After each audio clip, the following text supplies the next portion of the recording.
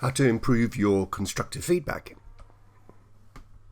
This video will cover why feedback is so important to improving performance, what we mean by feedback, how to give constructive feedback, and when you would give constructive feedback. Feedback is incredibly important. Most people in the workplace suffer from a lack of feedback. Feedback is the cheapest, most powerful, yet most underused management tool that we all have at our disposal. It's not just a management tool. Feedback is powerful as it helps people to get on track. It serves as a guide to assist people to know how they and others perceive their performance. Feedback helps people to develop, and when done properly, is highly motivational. We covered Johari's window elsewhere, and the open area. How do you get the open area to open up even more and get rid of the blind spots? That's where constructive feedback comes in, helping people to understand what other people are seeing and they themselves can't actually see. Here's a definition of constructive feedback: information about performance or behavior that leads to action to affirm or develop that performance or behavior. Two types of feedback: affirmative or positive feedback, where you say, I liked what you did because it had the effect, and the effect of it was. Or developmental feedback, I would have liked because, and the effect would have been. Positive, negative, but always done in a constructive way. Just to show what normally happens when people, if I use smileys to illustrate this, what I like and what I don't like. So you actually have this positive face and then the negative face, actually what doesn't work out so well. Another approach would be using smileys to illustrate what I like, and then a double smiley instead of a negative smiley. A double smiley, what I would have liked even better. Now, the constructive giving feedback using the double smiley approach is to take whatever the negative and reframe it in positive wording. And I'll give you an illustration right now. So on the left-hand side, the negative approach. Your slides were very interesting, good graphics and very clear key messages. But, and this is the killer, putting the but in there, because whatever good you've said before that just gets forgotten because people tend only to remember the negatives. So, but I found your presentation quite boring as a result of your delivery. Your delivery is a bit dull, monotonous, and you could see people in the group nodding off. Quite sort of destructively given, but that's typically what would happen. Now, reframing it as a positive and giving it to somebody in the way of advice is so much more powerful.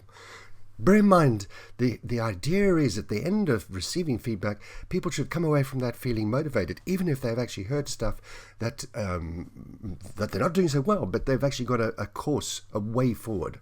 So, given the positive way, your slides were very interesting, good graphics and very clear key messages.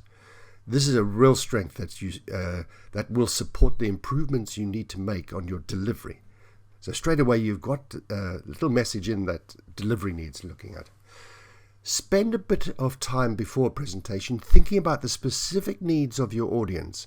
In this way, you will be able to highlight the key message that apply to them.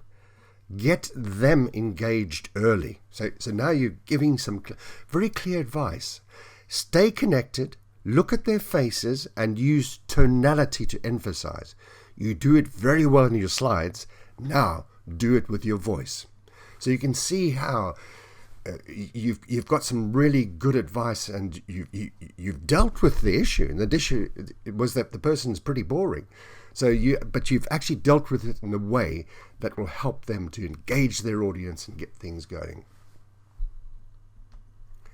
A few more examples. Negative feedback: you're not delegating to your team, and the end result is you're overworked and not doing the job you've been paid to do.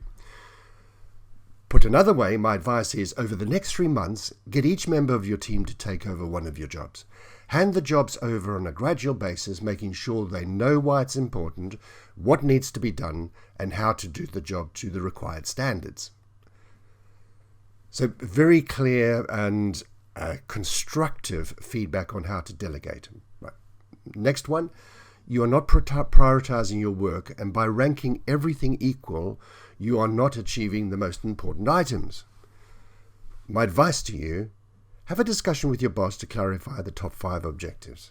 These will be the objectives that you will be measured on, so make these your top priority. This may mean discarding some of your personal plans. But what you're emphasizing there, it is far more important for that person to achieve what is expected of them. Last one, you're too accommodating when it comes to people asking you to do things. You need to learn to say no and then focus on what you need to do. Put it in a positive way, as advice, it is in your nature to please people. But this can tend to result in you being overloaded with other people's work. It is difficult to fight against your nature, but if you don't, you will be dragged down. Why not respond by saying your current work has been very tightly scheduled, but you would be happy to do the work in a couple of weeks' time. This normally results in the work going to someone else. But just building a little bit of a pause, you're not sort of completely undermining your sort of nature, but just by putting that little bit of a pause, you're sort of developing up that person's assertiveness. So that is really the best way to give constructive feedback. A little acronym to help you with giving feedback: BOOST. And bear in mind just the metaphor of boost. That's what you're helping people. You're helping people to identify the areas they need to work on, but actually you want them to come away from your session feeling good. So make sure it's balanced, include both good and constructive points. Objective feedback should be factual and not an attack on that person's personality. It should be focused on actions and not your feeling about that person. Observed. Only give examples of what you have seen the person say or do. Specific. Always use specific examples. Timely. Feedback should be given as close to the event as possible. This will ensure accuracy. So that's boost. Give them a good boost. Right. When would you give feedback? Ideally give feedback on a continuous basis. But don't overdo it. You know, I've seen some people, they use every single event as a time to give feedback. And you can just see sometimes the look on people's faces, oh, not another bit of feedback. Because sometimes you need to accumulate it.